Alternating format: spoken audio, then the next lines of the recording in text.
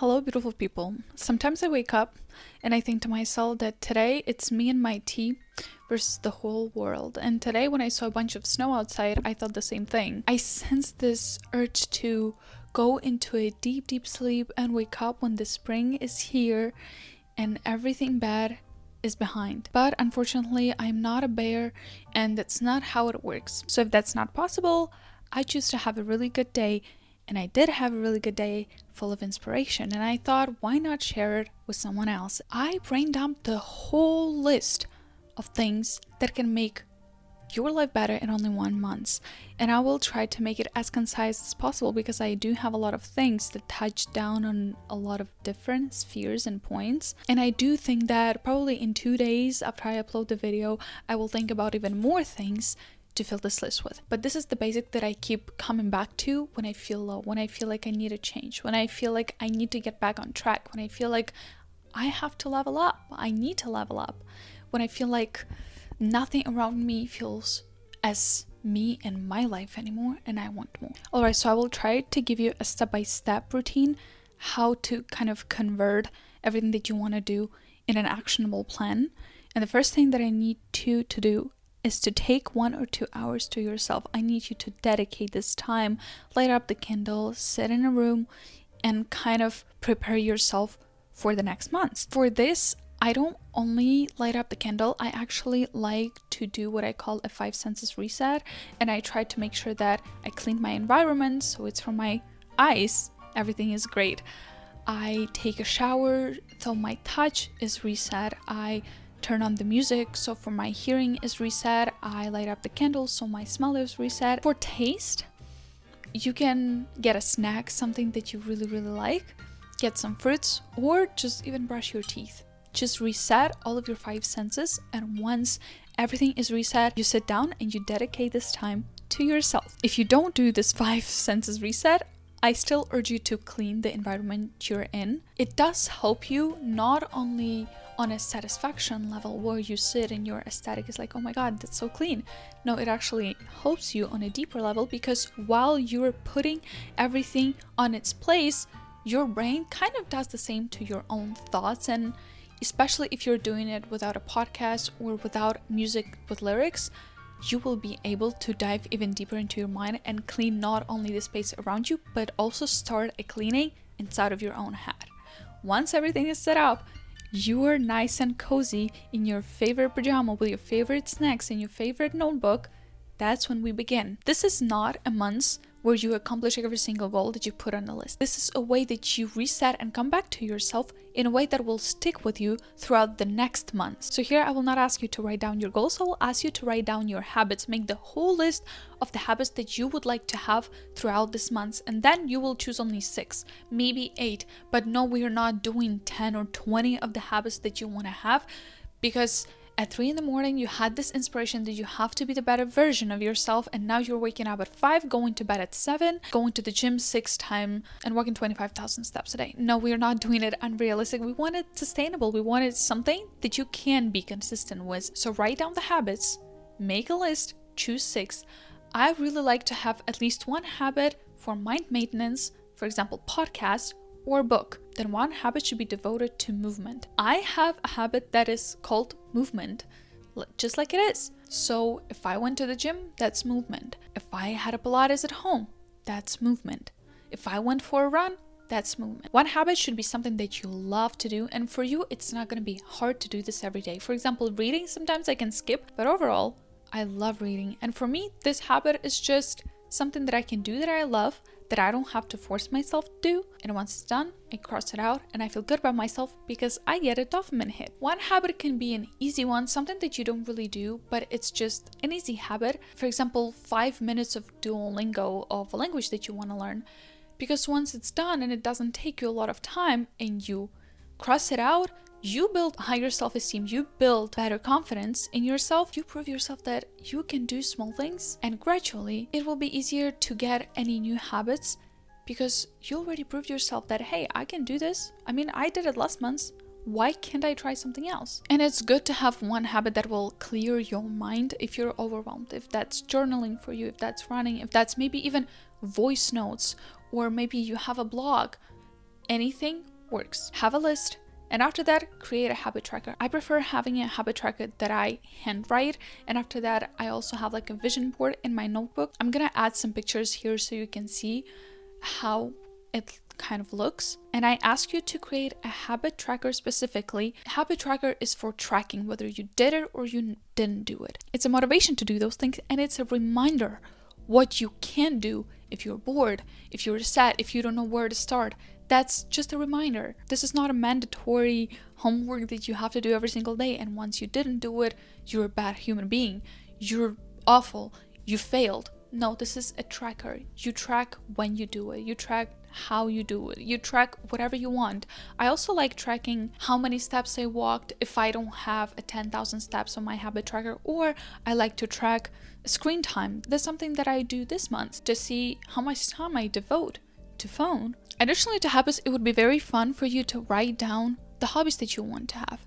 And there are a lot of them that are free that you don't have to spend tons of money on or tons of time on. For example, Sudoku, chess, calligraphy, researching and note-taking, crocheting, any type of movement, cooking, scrapbooking, drawing, having a tea ceremony, like learning more about very specific topics. Whatever you want, just write it down, because throughout the way, it can become your habits that you want to track, or it will become something that you will fill some holes in your daily life. Also, a lot of these hobbies will make you feel hotter and smarter. So why not? Now that you have a list of habits, now that you have a list of hobbies, now that you maybe handwritten your habit tracker or you printed it out, we are writing even more. I'm sorry if like these 2 hours will sound like you're just journaling, but it will make sense. It will help. And if you don't want to write, you can type. If you don't want to type, you can use voice messages.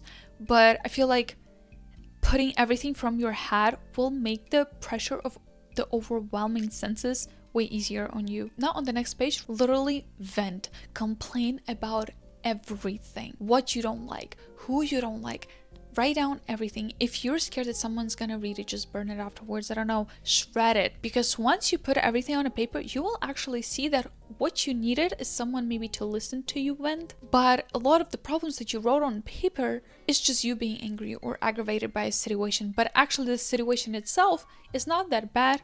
It's not even a problem. You don't even have to deal with it, because once the anger walks through you, you're good. Once you wrote something down and you start rationalizing it, you're like, oh, maybe this is not as big as I painted it in my head. Let it go on paper and go on with a lot of these problems in a more rational way. You see, our brain hates uncertainty.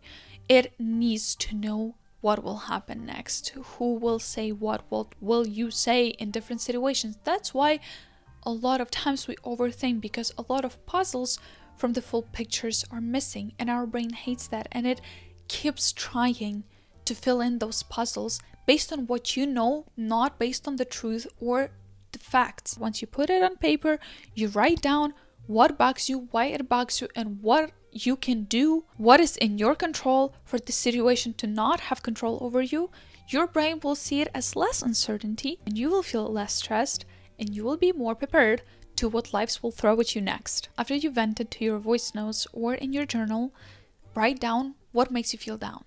Whether it's you being on your phone, it's you skipping workouts, it's maybe homework that you don't want to do, it's work that you don't really like. Vent about things that make you feel down, and that's when your habits and your hobbies will come into play. Because when something bad bugs you, most of the times it's the thought of it. It's most of the times in our head, because we keep thinking about it over and over again. And it's almost like we are digging a hole for ourselves with all these thoughts. So once you catch yourself thinking about it, once you know what thoughts you have to scan your mind for throughout the day, and it will seem like a lot of job, but your brain will do it naturally. Once you have it on the list, your brain will keep finding it throughout the day. It's almost like finding a yellow car after you think to yourself, I need to look for a yellow car. You will spot them everywhere. Once you spot them, you have to go back to your list and do whether a hobby that you wanted to do or a habit that you have to do that day. I catch myself going and baking and cooking when I feel overwhelmed or super anxious because of this thing that I heard. The rule to a peaceful life is this: if you wash your cup, think about your cup. That's what I do when I cook. If I cook, I can't even forget to turn on the music or the podcast. No matter what, I can focus solely on making the dough. And once I'm focused on that, other problems don't really exist in that time, simply because I give my focus to the thing that I'm doing in that time. And if something makes you feel down when it's your thoughts, you make sure to not focus on them by doing something that your mind can focus on. If that's going to a gym and focusing on that muscle burn, go do that. If that's baking, go do that. If that's drawing, go do that. Anything that keeps your mind not distracted as social media, but refocused. All right, guys, we are almost done with the journaling list and the preparation list. The last thing, just make a list, maybe in YouTube, maybe in your notes, of podcasts that you want to watch on the topics that you want to watch, and create a separate folder, or maybe that's the same folder if you're interested in this topic. Create a list of podcasts that will make you healthier. Focus on facts. Create a list of movies that you want to watch. Create a list of books that you want to read. Have a list ready that if you don't know what to do, if you don't know what to watch, you don't waste your time going and researching something. Now, for me, it happens naturally because throughout the day, if I find something worth watching, I will click watch later. I will add it to my notes for the movies that I want to watch. I would add it to the books that I want to read. Throughout the day, I don't really need to sit down and spend time, but then it saves me a lot of time when I feel like, I want to watch something. What do I want to watch? I don't have to go and research the movie that I want to watch for more time that the movie actually lasts. Okay, so we are done here. The goal is to save as much time as thinking in the future as possible. Now your brain will help you to filter the negative thoughts out, and you will know what to do when these things happen. I mean, obviously the thing is to do them, but it's on you. The biggest thing that people want to focus on is the glow up, the physical glow up. And I have two sections for beauty. And the first one is not internal in a way, be a good person, but on a beauty that is way more long lasting than the second section. And I'm gonna tell you a trick. The more you focus on the first section beauty, the less time you have to focus on the second section beauty, which is great. It saves a lot of time and energy, and your self-esteem is not tied to external products as much. All right, the first thing, that's where your podcasts come into mind, and habits. You want to learn. You want to learn about lymphatic system. Let it be the first podcast you will watch. What is lymphatic system? How it works? Why it's important? Shortly, you have blood system and lymphatic system. For blood system, you have heart that pumps it, so you don't really have to do any work. Lymphatic system, on the other hand, it doesn't have this thing that helps it move throughout the body. What helps it is you moving throughout the day. That's why a lot of times when you wake up, you feel like you're swollen after sleeping because you didn't move for 8 hours. And that's why by the end of the day, you feel the most depuffed and the most pretty before going and taking the shower or after taking a shower, because you move throughout the whole day, you kept this lymphatic system moving throughout your body, and you don't have as much water weight. Learn about the system and then incorporate lymphatic drainage exercises. Now it can be 15 minutes, it can be 50 jumps, that is under 2 minutes. Whatever you want, you will see drastic difference, because all the water that you thought was fat will go away. It will take time, but you will notice the results very, very soon. And surprisingly, it's pretty addictive. The moment you start doing it, it's so easy. You are not sweating. You are not overwhelming yourself with things that are super uncomfortable. But the way your body feels after doing these exercises, it's almost, you feel like you're becoming lighter and lighter with every time you do this. And then one day you skip it and you're like, I feel like I'm missing something. That's what you're missing, the lightness in your body that you get from these exercises and from your lymphatic system being moved throughout the day properly. After lymphatic drainage exercises, we're gonna add face fitness, posture exercises, and movement throughout the day. Again, till this point, everything is free. So you have no excuses not to do it, because if you're watching this video, you have YouTube. If you have YouTube, you have access to a lot of knowledge that can make your life better. So your face has approximately 43 muscles. You doing face fitness with exercises is the same thing that you do when you go to the gym to make sure that your muscles are toned, that your body is healthy.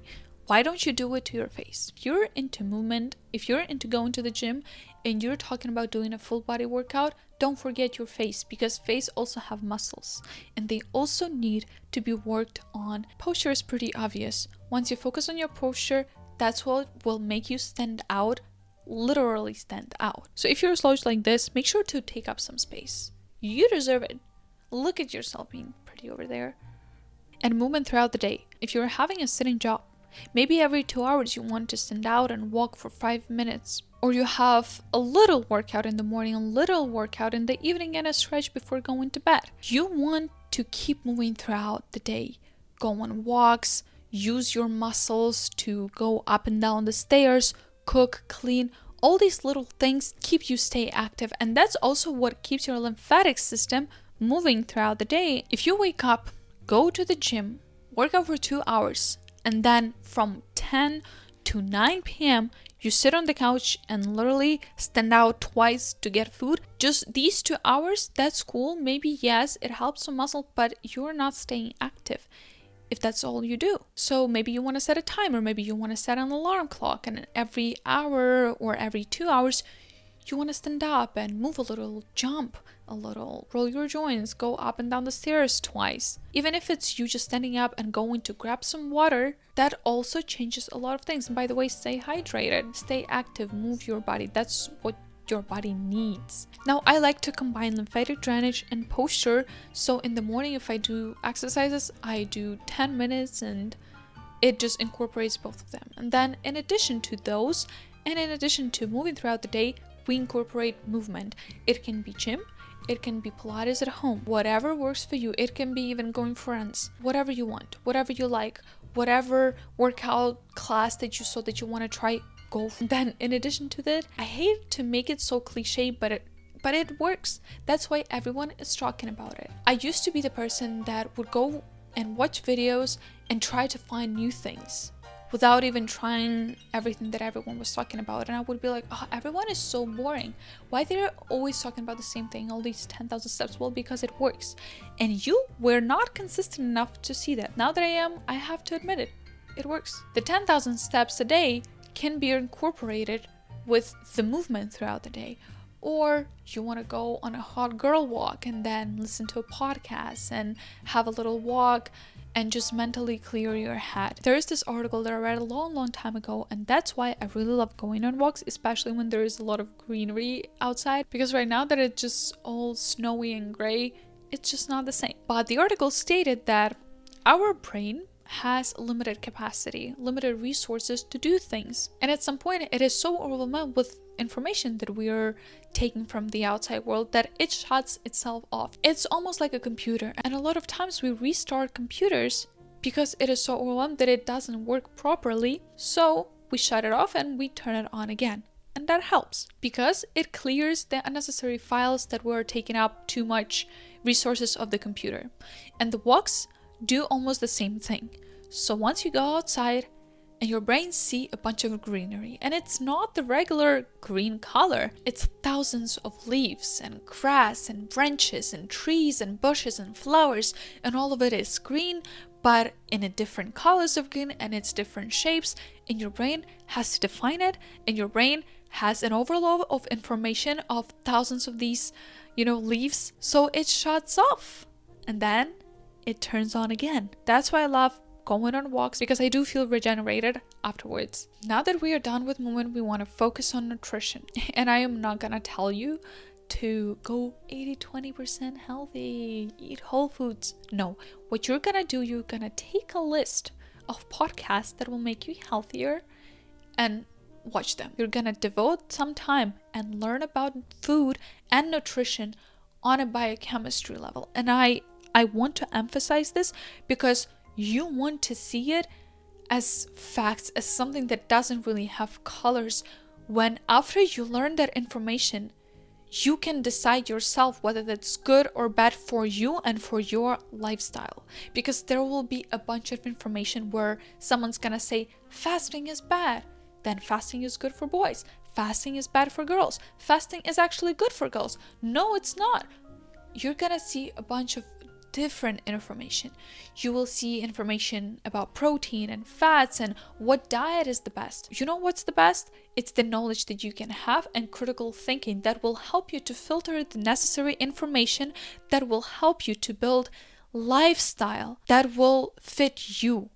And you will create the diet that will become your lifestyle that will fit you. So the more knowledge you're gonna have about nutrition on a scientific level, the better choices you will make in your everyday life. Thrive for balance that is based on your lifestyle and the information that you learned. And I cannot emphasize just how important it is to learn from credible sources, to learn and still question those things, to learn more than only one perspective. The food industry, the internet is oversaturated with opinions and not with food for thought. Please take all the information as food for thought. You have to filter it through your mind.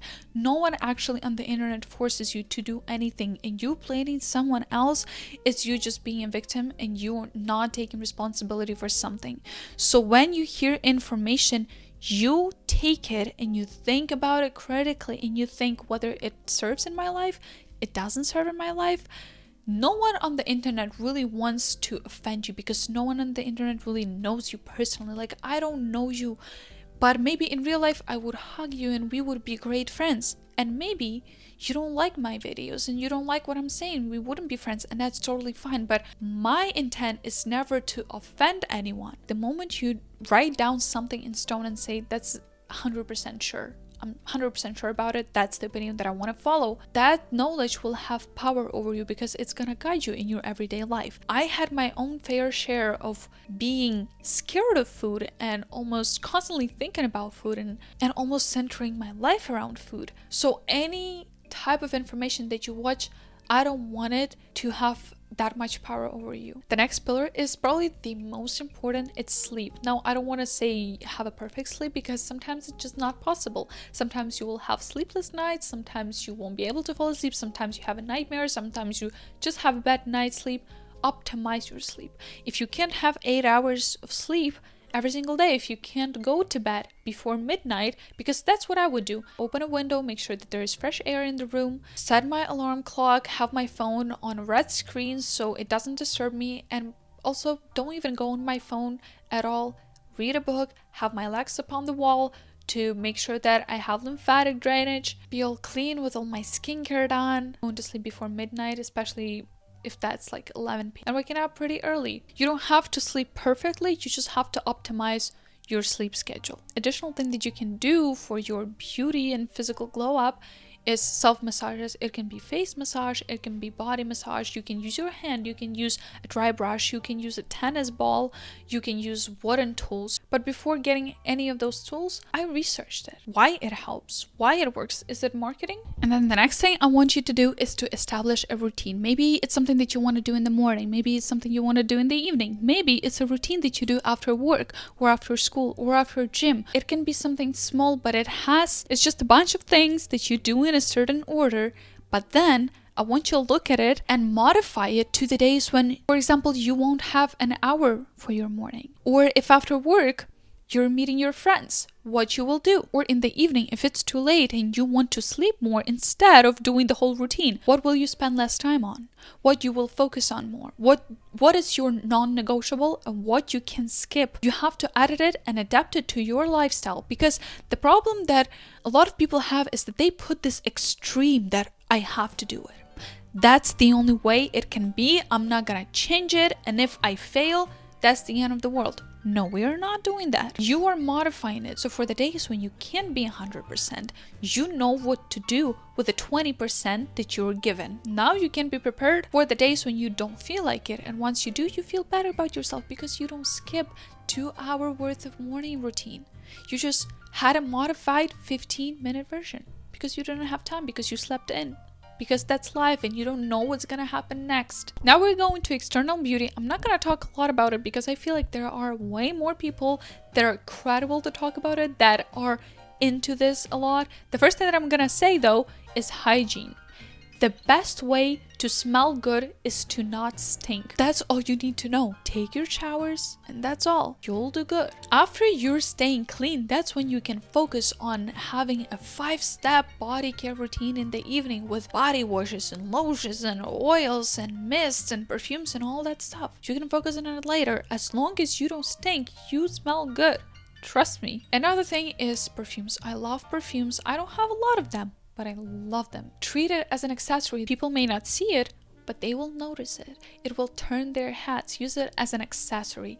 But please also learn perfume etiquette. Then you can do literally anything you want, anything you ever dreamt of. You can have your lash tinted and lifted. I did a lash lift at home once. Oh my god, it was not worth it because it took so much time and so much energy. And I was like, I have 4 more things like this to do because I bought a pack of 5. Take care of your brows. Watch some makeup tutorials. Invest in good makeup. Learn how to do makeup.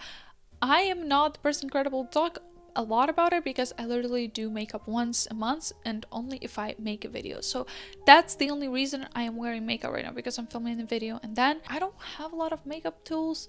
I am not invested in it, although I would love to be. I guess it's not a priority right now. That's what I meant when I said that if you focus on the first section of beauty, the second one will take you less time, because if you're depuffed, you don't have to keep putting a bunch of bronzer to make sure that your face looks snatched. You will naturally look snatched. You won't have to waste too much time of a bunch of external beauty when the thing that naturally make you beautiful work. You wake up and you think to yourself, I have 15 minutes and I do like the feeling that I get after my lymphatic drainage exercise. That's what I'm gonna do instead of my makeup. And you go on with your days and you feel your best. This is a great way to enhance your beauty, but it's not the only way to do that. And sometimes it's also not the most efficient way to do that.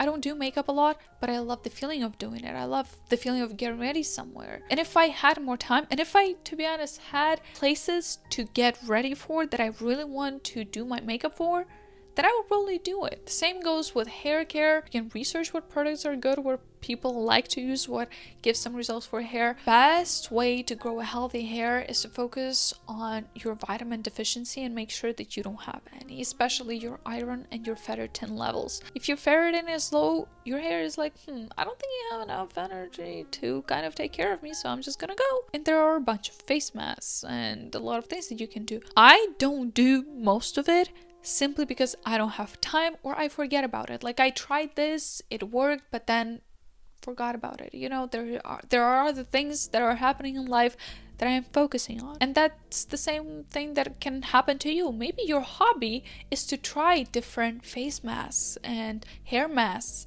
and you just love collecting all that stuff.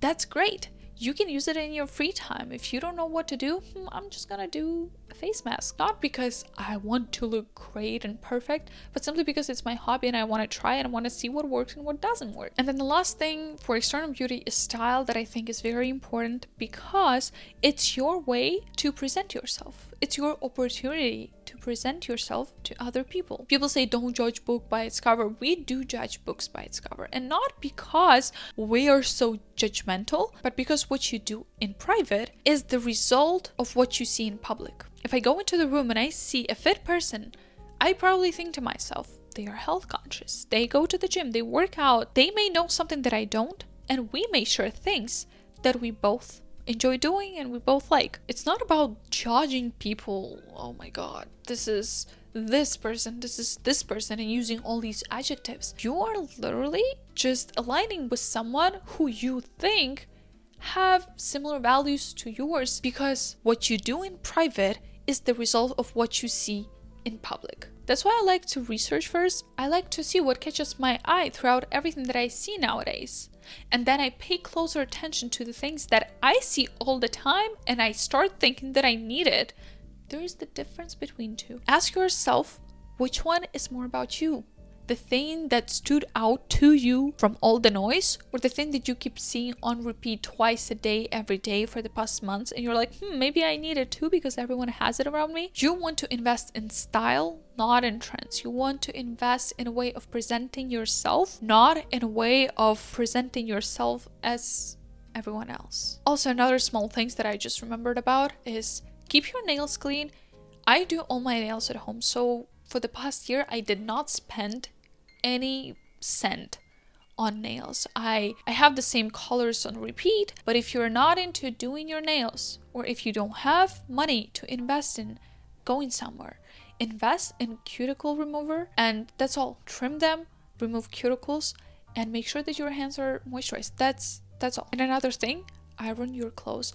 I do find it very chic and very attractive when the clothes are taken care of, and sometimes it's simply they're ironed. Now that we are kind of done with all the list, I'm just gonna share the overall tips to make the months better for you. The first thing is keep your environment clean. If you want to have a habit of cleaning your room every single day for 10 minutes or for 5 minutes, that you set a timer, you do it every single day, do it. Clean environment is something that I cannot live without. So for me, it's almost like a non-negotiable. For everyone, clean is different.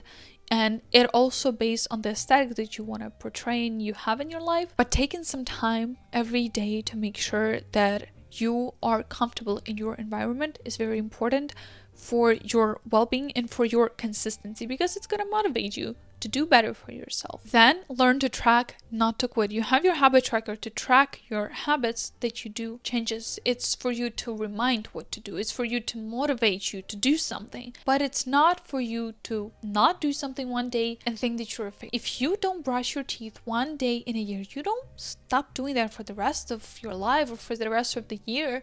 No, you say, oh, well, I was so tired that I totally forgot about it.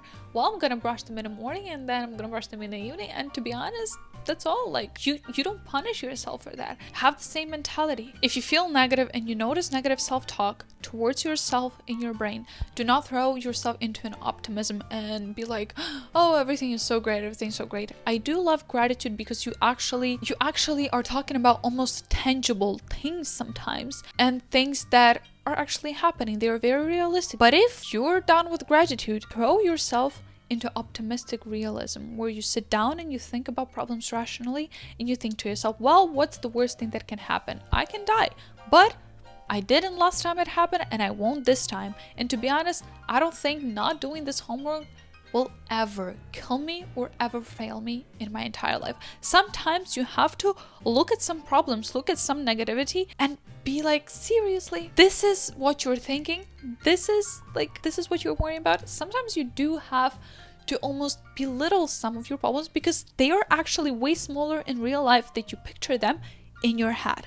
Now, not to say that your emotions are not valid and that some things can overwhelm you a lot. This is totally true, but that does not mean that you have no control over them, and that does not mean that you cannot change your perspective to see them and feel better about them in the future. The next step, learn to be aware of life inside yourself and outside. You have to be so in tune with your body. You can answer the questions: when my body needs balance, when I should switch from work to life. And it's not something that you can answer maybe right now, but in the moment you will be so in tune that you'll be like, you know what, right at this moment I need to go downstairs and bake a banana bread, because that's what I did yesterday, because I felt so overwhelmed with all the work life that I'm like, my body needs a balance and I'm gonna give it to it. You have to be able to ask yourself, when can I push more, and when can I be more disciplined, and when I can get out of my comfort zone and actually achieve things even though it feels unbearable. Can I do it?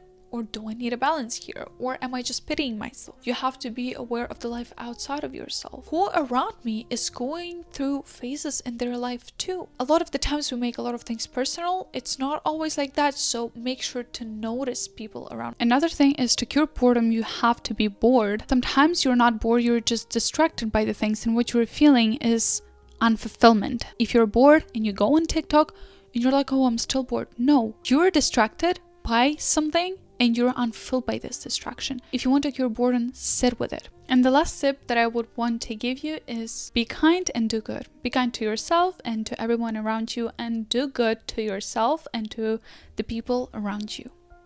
Don't forget to be awesome. Bye.